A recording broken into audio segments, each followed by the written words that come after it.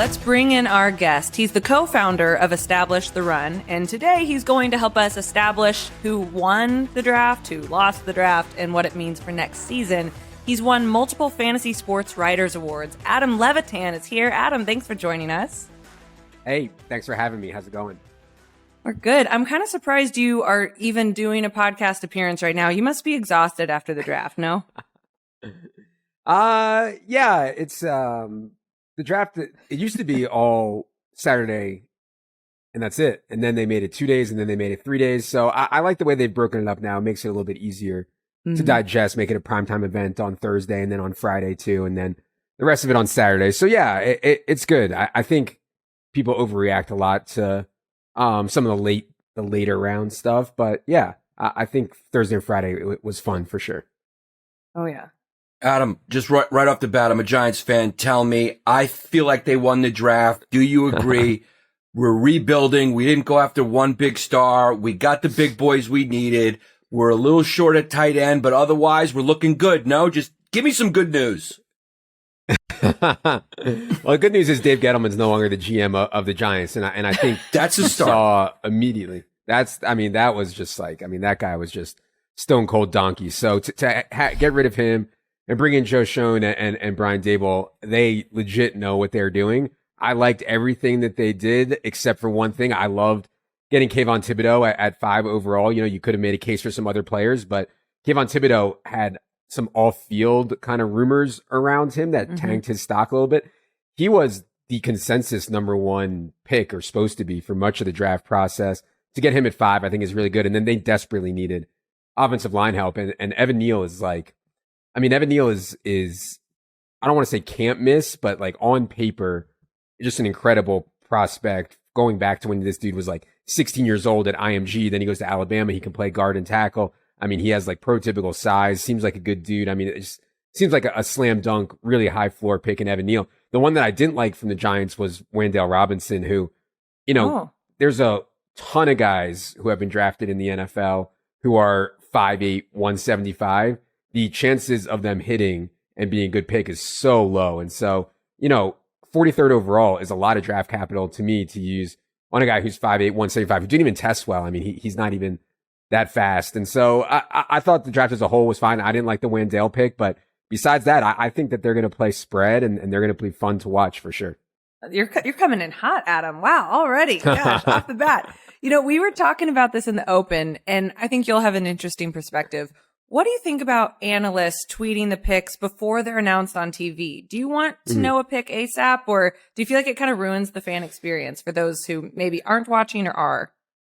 Yeah, I live my life on Twitter, so I don't even have, I don't even watch TV. Everything that happens in the world, I hear about on Twitter. So, to me, Twitter is the best because it has the information first. I totally understand people not wanting tip picks on television. It doesn't bother me too much, but when you're a reporter and that's what these guys do, if they have information, they release it. And so, they have information, they release it, and it ruins the experience a little bit, I think. Didn't they ban Adrian Wojnarowski and those guys from tweeting the NBA picks or something like that? Yeah, they could do that if they wanted, I guess. That's when it got a little ridiculous. It can't come in like a minute before, minutes before it's announced. They got to keep the appeal of the TV broadcast because it's programming. It's a show. 100%. Yeah, if they want ratings, they need to stop it for sure. Yeah. Everyone studies and does these mock drafts for months. And now that the draft is over, what's the one thing you still can't believe happened? What's something everyone was wrong about? Yeah, probably Malik Willis. I thought that, Malik Willis didn't dominate at Liberty. And obviously, the type of competition you're facing at Liberty is relatively low compared to what a lot of these guys face. So I knew that there was some fragility in where Malik Willis could go. NFL clearly thought that Malik Willis's ceiling or skills are not going to translate very well to the NFL.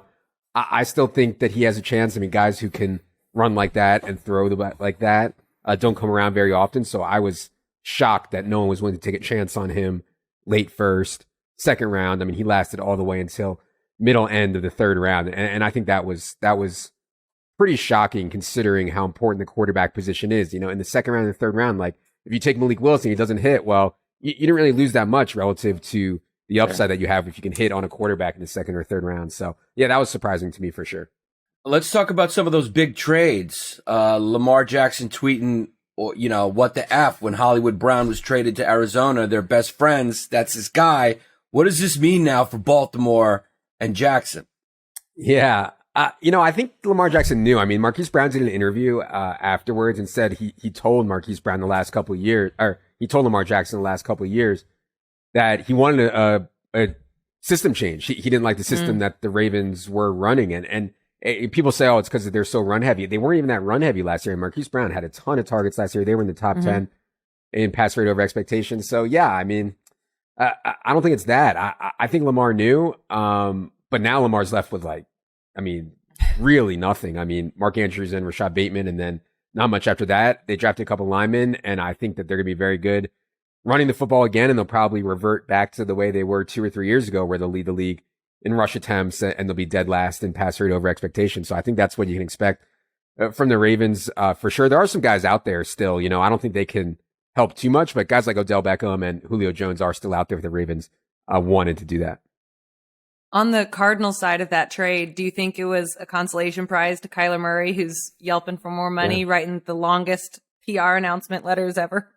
Yeah. I don't know what's going on with Kyler. He seems kind of pissed off. I mean, I don't know.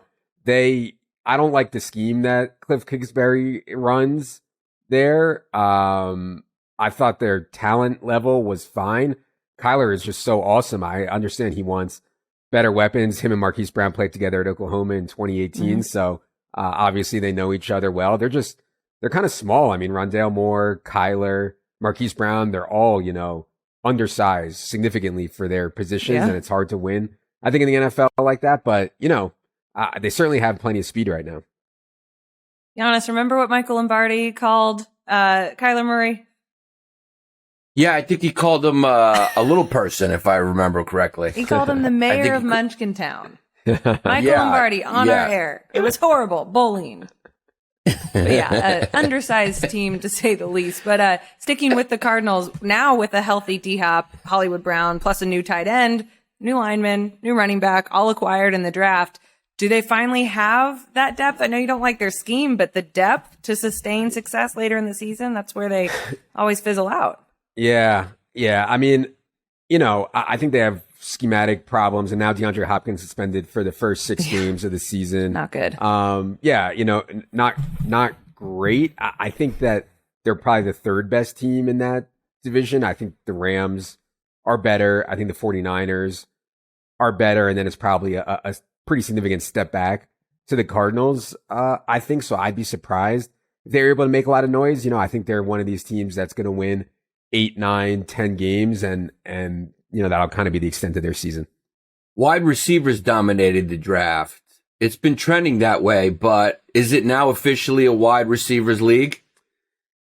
Yeah, so I mean, this has been going on for a while, ever since the rule changes that the NFL's implemented to get more offense in the game. I mean, you can see it if you're watching. Like, defensive backs can't even touch the wide receivers, and so you have all these rule changes, and also you have players who maybe would have been running backs in the past, understanding that career longevity, ceiling of how much you can make in terms of financially is so bad at the running back position. So I think you're getting a lot of these guys that are really good talents that want to play wide receiver, not running back. And so, you get so much talent at the wide receiver position seemingly every year. We saw 6 wide receivers go in the top 18 of the draft. And the way to win in today's NFL is throw the football and defend the pass. And so, I think we've seen a really big change in the NFL over the last 5, 6, 7, 10 years, where wide receivers are some of the most valuable players on the field. And we saw that in the draft for sure.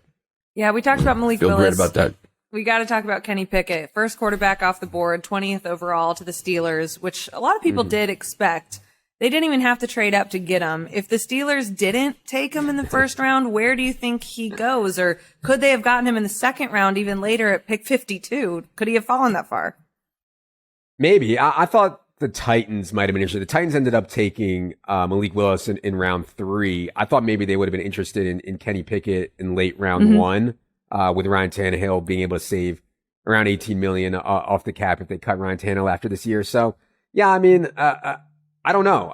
I think if you like Kenny Pickett and you need a quarterback, I thought it was fine to take him at 20th overall. I just don't think the ceiling on Kenny Pickett is very high. Like, he's not going to end out being, a Hall of Famer or an NFL MVP.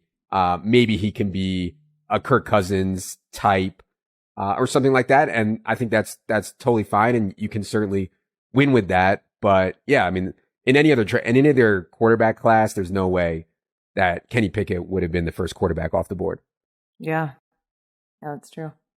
Looking way too far ahead, next year's projected number 1 pick is, of course, Alabama's quarterback Bryce Young, who put up 369 yards without his top 2 targets in the national championship game. I saw a tweet, a concern about Christian Watson to the Packers. Can you talk about that? Yeah, I mean,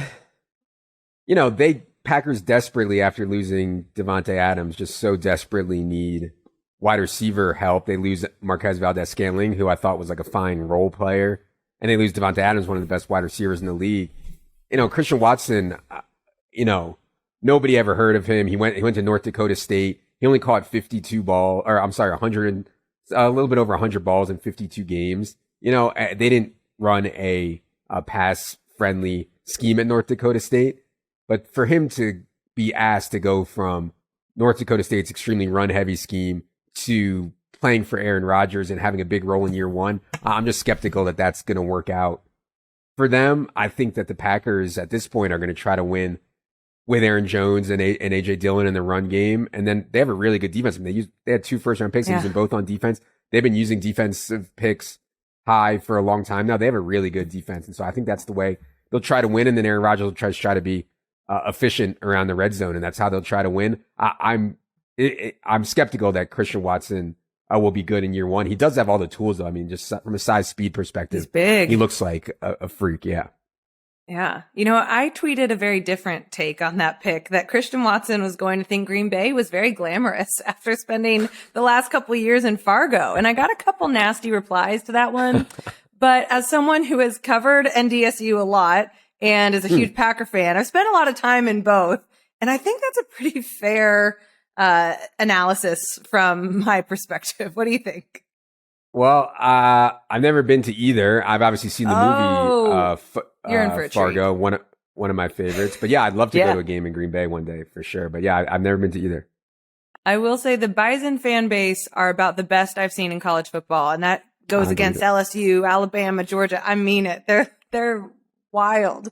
I had a bunch of their playoff games and national championship games, but as a Packer fan, I like to see a little upside with Christian Watson, but still nervous for the season at large, I guess. Yeah. No, I because the Carson Wentz thing, I'm sure you were probably referring to the Carson Wentz years. I mean, I don't deny that they're good. I'm skeptical that Christian Watson can actually step right in. But yeah, they're definitely a fun team. No, I'm actually referring to the Easton Stick Trey Lance years. They go to the national championship every year. They're wild. They're a fun team to watch. But yeah, overall, you mentioned just the Packers getting defense in the first round. And I think in general, Packer fans are happy with that. But then I see a lot of pundits saying, great, you're going to have a good season. You're probably going to go close to undefeated. And then in the playoffs, when it matters, all your first round draft picks are standing on the sideline and Aaron Rodgers has no one to throw to. Do you kind of agree with that take? The NFC is so bad. I think there's been a lot of talk all offseason about how, outside of Tom Brady and Aaron Rodgers, almost all of the best quarterbacks are in the AFC now. And not just quarterbacks. I mean, it's so loaded. So I don't want to say that the Packers can't or won't win the NFC. I think the Bucs are likely better on paper and maybe the Rams, but beyond that, I don't know. The Packers are, for the NFC, are pretty good. Now, I do think the Bills, the Chiefs, the Chargers, maybe even the Broncos, Browns, Bengals, you can make a case to me that all those teams are better than the Packers, but they're all in the AFC. So I hear you. I don't think they're any better than they were last year, maybe worse, but the division, the conference is so bad they could still go to the Super Bowl. I end on high note. There you go. Who are your favorites for offensive and defensive rookie of the year this year coming? Offensive and defensive rookie of the year. Yeah. I think the favorite, what everybody would say, would be Kenny Pickett just because he's likely to start, 11, 12, 13 games for a pretty good team in the Steelers. I think Breece Hall for the Jets can step right in and make a pretty big impact on a team that has gotten a lot more talent this year. So I think that's one. Drake London's going to have a very good year for the Falcons. They just have no one else to throw to outside of Kyle Pitts. I think those are both interesting. I will throw out James Cook as kind of a long shot. He went in the second round, the running back to the Bills. And he's such a good pass catcher, and the Bills love to throw, and the Bills are going to be one of the best teams in the league, and they're going to be one of the best teams in terms of scoring touchdowns. And so if something were to happen to Devin Singletary, you could see James Cook's role expanding and him putting up enough numbers. Defensive rookie of the year, God. I assume that one of the edge rushers. This draft had so many edge rushers, and the best way to win rookie of the year is just to pile up a lot of sacks, right? So Hutchinson, Thibodeau, Trayvon Walker, they're all going to have chances. Jermaine Johnson too. They're all going to have chances to rack up a lot of sacks and get one of them. I think for me, it'll be one of those 4 edge rushers to just pile up 10 sacks and win defensive rookie of the year. So this is kind of an awkward question as we do work for a sports book, but I also like to think that we're just regular Joes who want other regular Joes and Josephines to win money. It was a really bad weekend for the books. The first 3 picks of Trayvon Walker, Aiden Hutchinson, Derek Stingley Jr. were all the biggest liabilities. Did you project that exact lineup? Did you win some money personally? Yeah. So, draft betting is the easiest, softest market in all of the sports betting world, and it's there's no way books can keep up with, what's going on with all the rumors and reports and aggregating all the mocks and stuff like that and understanding where guys ranges. So yeah, once it was clear that Trayvon Walker was going to go number 1, there was a lot of rumors out there that Derek Stingley was who the Texans wanted. And some people that were close to Houston kept talking about they liked Stingley more than Sauce Gardner. So yeah, just logically, Trayvon Walker 1, Aiden Hutchinson 2, Derek Stingley 3. The problem for the books is, they were lagged behind on the Trayvon Walker stuff, and they were lagged behind on the Stingley stuff. So we were able to get 40 to 1 on that trifecta hitting Walker, Hutch, Stingley. We also had a good bet on Sauce Gardner to go exactly 4th at 16 to 1. And so, I don't think the limits are low, so I don't think the books care too much about losing money on it. It's a marketing expense and they're competing for customers and they have to put up these books, these markets. And I don't know if it'll last forever, but yeah, I'd certainly encourage people while these markets are up to try to beat them and beat them as hard as they can. Cause it really is so soft. And I don't want to hear they're complaining. I don't feel bad for them about losing money. We don't either. So who do you think overall won the draft? Who do you think overall lost the draft? Who got the right pieces? Who got the wrong pieces? Yeah, I like what a couple bad teams did. I liked what the Jets did. I think you can make a case the Jets got 3 of the best at their position in the entire draft, even though they didn't go first. You can make a case Garrett Wilson is the best wide receiver in the draft. You can make a case Sauce Gardner is the best corner. And I think you can make a case Jermaine Johnson is the best edge rusher. And I know that's saying a lot because he went so much later than these other guys, but I think it's at least possible. The Lions, Lions are good. Outside of the quarterback position, Lions are building a team, and they're not great on defense. They use a ton of picks on defense, though. I'd like that they traded up for Jameson Williams. They're being aggressive, and if they can slide a quarterback in there, not that Jared Goff's the worst quarterback in the league, but he's certainly, I think, sub-average. They're gonna surprise people. I think the Lions will, and the draft class, I think, speaks to that. Oh yeah. Oh, you want to know who lost the draft, right? Yeah, who lost? Yeah, yeah. I don't know what the Seattle Seahawks who did it all doing. wrong. Yeah, I don't know what the Seahawks are doing. I honestly don't. They trade away Russell Wilson, and I wouldn't have done that. I think it's so hard to find a franchise quarterback. I would have not traded away Russell Wilson, especially for what they got, but they did, and then at that point they have to go into full blown rebuild mode, but they haven't. They've spent money on tight end. They used 41st overall pick on a running back, which is a borderline waste. They didn't take a single quarterback in the draft, even though they have like Drew Lock and Geno Smith. So I don't know what the Seahawks are doing. It's like they have almost no plan whatsoever. I didn't love the way they drafted either. So yeah, Seahawks are just a sinking ship, it seems like. And with a 70-year-old head coach, like, why are they doing all of this now and wasting Pete Carroll's last couple good years? I don't get it.